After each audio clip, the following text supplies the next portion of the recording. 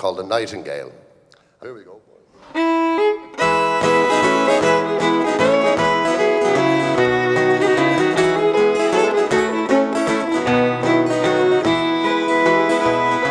As I went a-walking one morning in May, I spied a young couple so fondly bestrayed.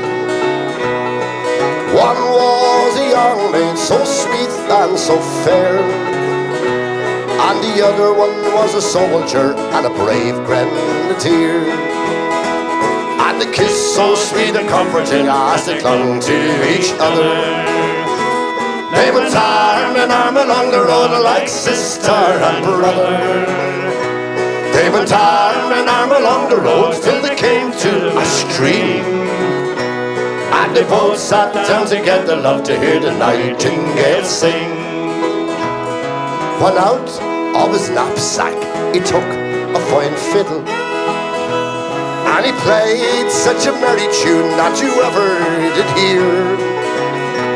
He played such a merry tune that the valleys did ring. And they both sat down together, loved to hear the nightingale sing.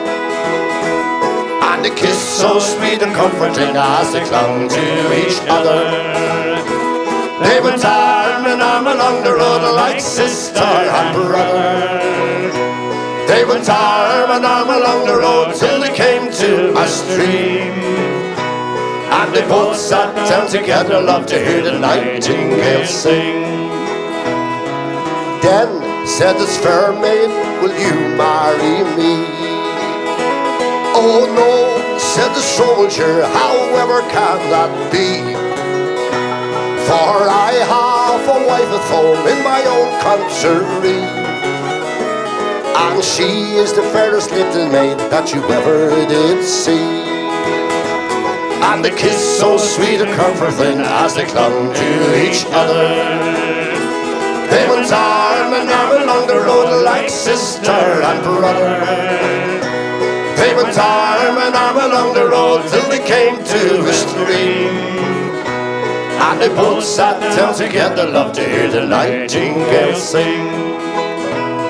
Now I'm off to Vienna for 7 long years, drinking wine and some whiskey and lots of strong beer. But if ever I return again, it will be in the spring. Then we'll both sit down together, love to hear the nightingale sing. And they kiss so sweet and comforting as they clung to each other. They went arm in arm along the road like sister and brother.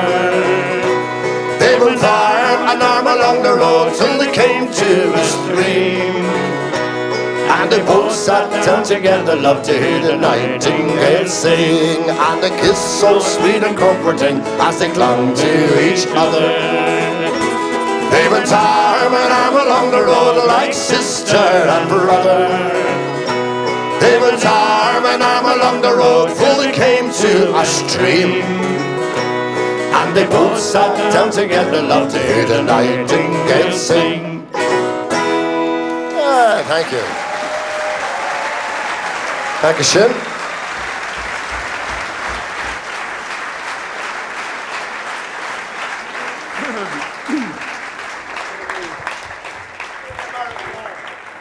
Well, ladies and gentlemen, every year around the time of Luke's anniversary, we assemble at his graveside. And Luke's gravestone is a very simple affair. It's an upright slab of Dublin granite. And the inscription is very brief and simple and to the point. It just says, Luke Kelly, Dubliner. That's it. Well, I visited the grave on my own one cold winter's day, and while I was standing there, I began to notice certain characteristics of the stone corresponded with aspects of Luke's life. And I wrote a little poem, which I'd like to say for you now. I called it